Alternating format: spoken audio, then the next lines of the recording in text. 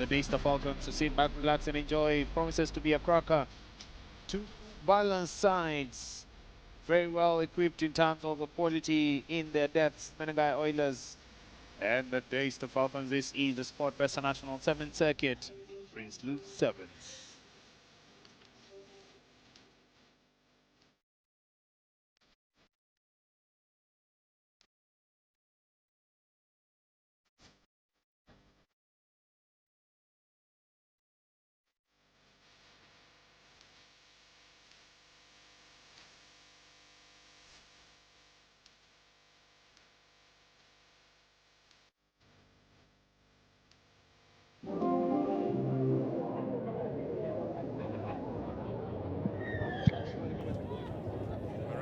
That is Daystar Falcons. We have Eddie Wambugu kicking us off. Ball is lost forward. That is an advantage. Is it? Referee consulting. Double blow.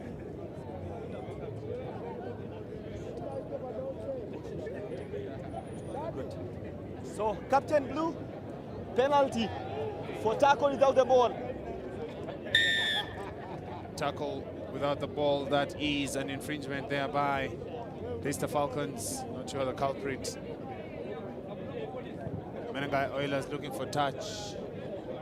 Menengai Oilers missed touch. Moses Keragori brings it back. Amukwachi Clinton. He knows nothing but the highway. Oh my God. Clinton Amukwachi runs straight into the man but have lost possession. That is Sami Maura coming back against the grain. Kipchichir, Abukuse, Jonte, Maura. That is Eric Ogutu, I beg your pardon. And setting the platform out wide is Alvin Cavoli. Alvin Cavoli has had mostly rich sort of form going into the Prinsloo 7th. Jonte, Kipchichir. Referee playing an advantage for offside. Long pass to Fortuna Turu, not meeting the mark and going straight into touch. Referee was playing an advantage for offside. The Menengai Oilers have an opportunity to reset, and they'll definitely be asking for the scrum down. Sami Mwara asking for the scrum down. Indeed, it's a well-placed scrum down right at the center of the pitch in Daystar's half. Split the defense into two. The scrum half and the fly half really have an option of attacking either side, and what matters in that set play then will be the speed in which they change direction and keep the defense moving. So they elect to go to the left side here and go for the grabber kick, just behind the defender who Clinton had committed himself, but recovered just enough, just in time to stop Oilers from scoring this particular set piece. Yellow card showed there. Yellow card showed there to the Oilers players. Eric Ogutu. Eric Ogutu, yeah, guilty of that. Kicking away the ball once the referee had blown the whistle. I love the way there's zero tolerance for such shenanigans in the 7th game. Keeps the players really honest and disciplined and in the spirit of the game. There are few incidences where the fans are left, with a sour taste in their mouth because of gamemanship. But it's necessary, because going away with just a warning sometimes is not enough, because 7 minutes is already limited. So if we have so many other unnecessary distractions, like kicking away the ball, for instance. So it's a full 2 minutes, it's a repercussion, the team has to pay for it. So next time you would know better not to do such a thing. Yeah, and I mean, as you're saying, you have so many games and you really need to keep the clock running, and such small issues have to be done away with. You have to get faster flow of the game. Moura now with the ball in, playing 6 against 7. They'll have to take care of this ball very well, and good carry outside here, retains the ball in contact. Havoli Mwaura takes it still further to the right, and Jonah Goth coming in fast, and if it doesn't work out, he goes for the contact. Survives that one, and they recircle it well. Havoli with a pass, and good strong running at the center of that. Fortunaturo carries it strong and quick recycling of the ball. 6v1 and still creating the spaces out. Okoth 10 meters shy, steps back in, gets tackled right at the bootlaces. Mwaura now seeks to spread it out. Abukuse, a weaving player when he has the ball in hand. Never see a side step on him. He always just weaves and changes directions, but to lethal effect. Strong carry right between the center post goes Mwaura on the offload. Oilers hit another 5-pointer, playing 6 men down, but doing the right things, getting fast onto the scoreboard. Yes, Oilers hit the mark. That was Sammy Mwaura diving over. An easy try on the eye, but the hard work had been done on the insides by Fortunaturo, who was running a good line, and good support play there for Sammy Mwaura to go on hand to receive that pass and ground the ball. An extra 2 points for the Menengai Oilers is confirmed.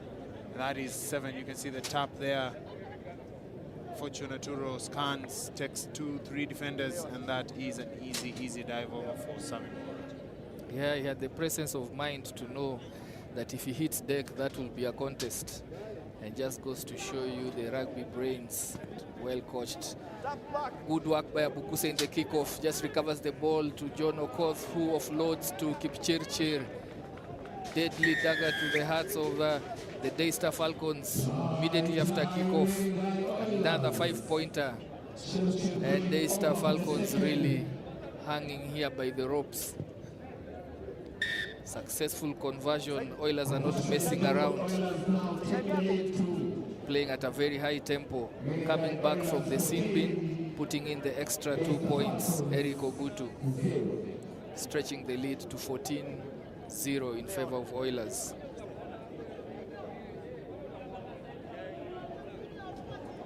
Ogutu lifts it high. This one will be contested, and no takers there. The referee calls for tackling without ball. John Okoth seems to be the guilty party there. Wambugu has the opportunity to ease pressure for Daystar Falcons. Finds touch well into Oilers' half there.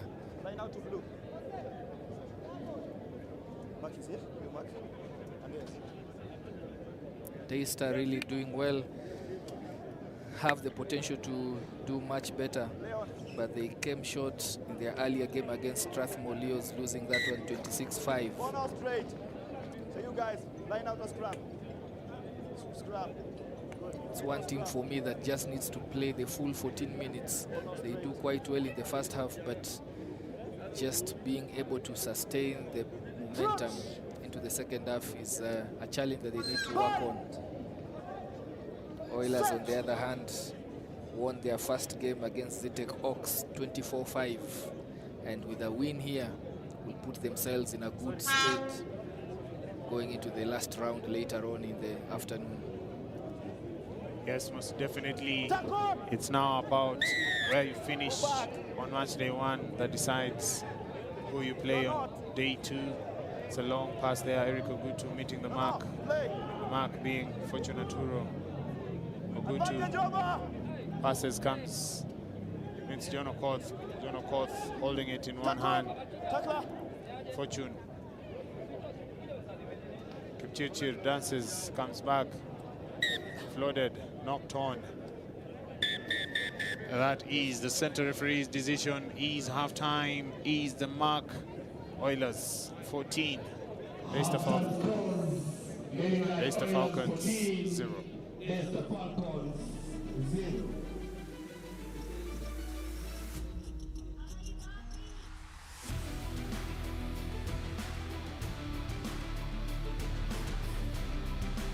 Center pitch there to kick us off for the second half. Oilers leading 14-0. They really were very clinical in the first half, and Daystar barely held on.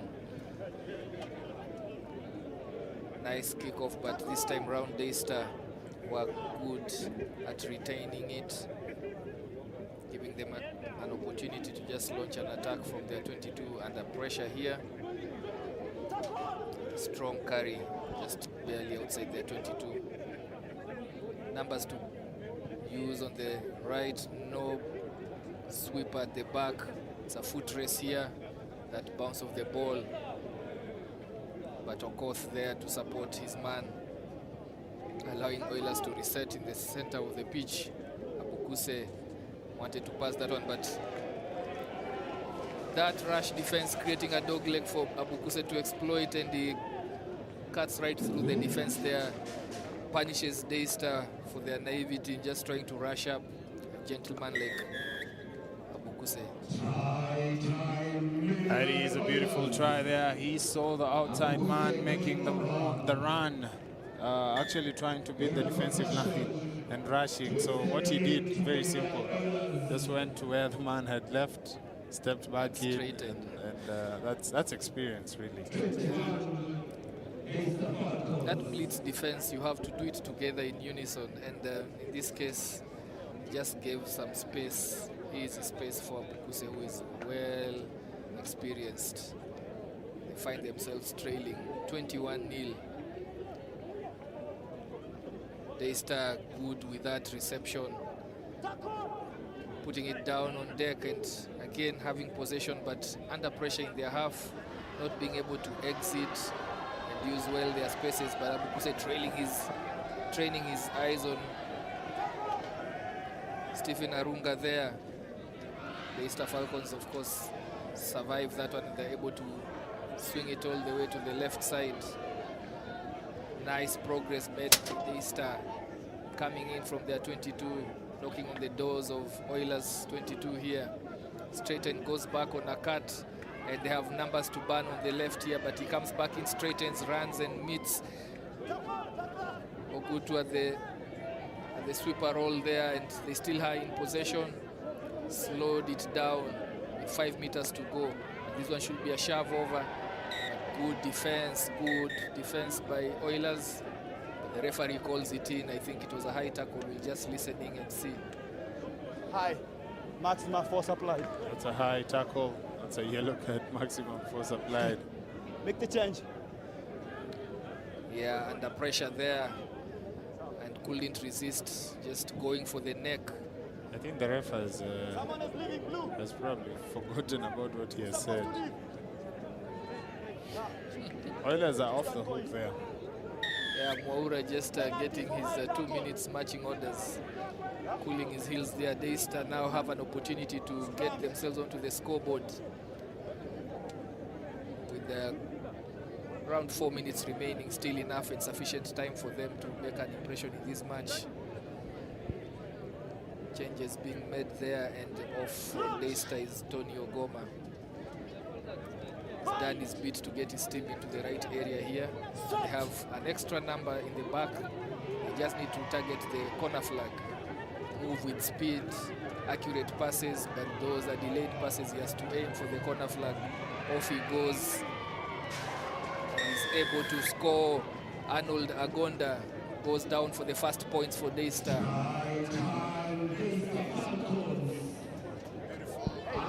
Beautiful dive over there, but just simple execution. The scrum was far end of the pitch. All they did was just move the ball through the hands, commit pass, and you just finish that. You can see Uganda there diving over for that 5-pointer for Daystar Falcons. Yeah, I mean, when it gets to passing to your right and doing it at pace, the execution is very critical, comes from a lot of training, and in this case Falcons have been able to put themselves onto the scoreboard. They retain the ball, a knock-on from Oilers in the kickoff. Referee says there is no reward in the advantage and calls them back for a scrum in favor of Falcons, as Mwaura jets back in, having done his 2 minutes, and goes straight to the base of that scrum.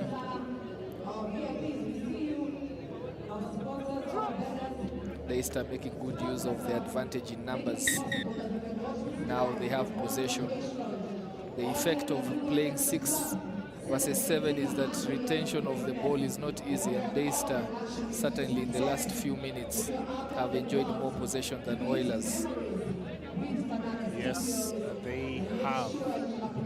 They just need to execute right. There's still some life in them. However, they're fighting against the clock. That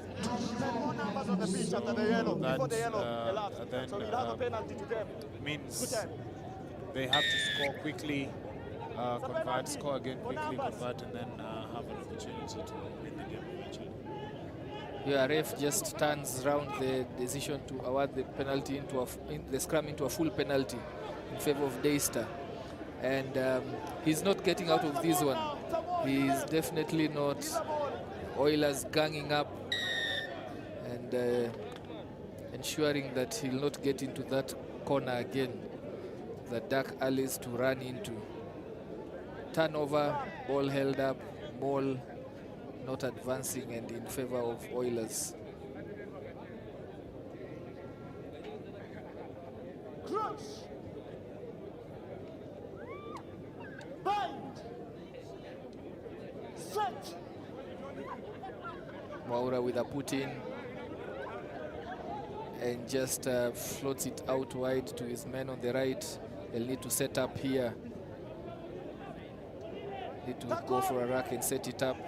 They still go to the other side, and the defender just drifts before the ball is passed. Gives Maura an opportunity to attack the base of that rack. Backwards. Ball fell, but it fell backwards, and Oilers have numbers here. Taking off, looking for support out in the name of Abukuse. You should expect him to finish. Start, stop for his marker, and Abukuse, the wily old campaigner, just goes over. Really nice running from him for his second try in this match. Daystar just grasping at straws there, as you see Abukuse fending off, shaking off the defender there, and didn't stand a chance, Clinton Amukwachi against Abukuse. Conversion looks good, no false shot.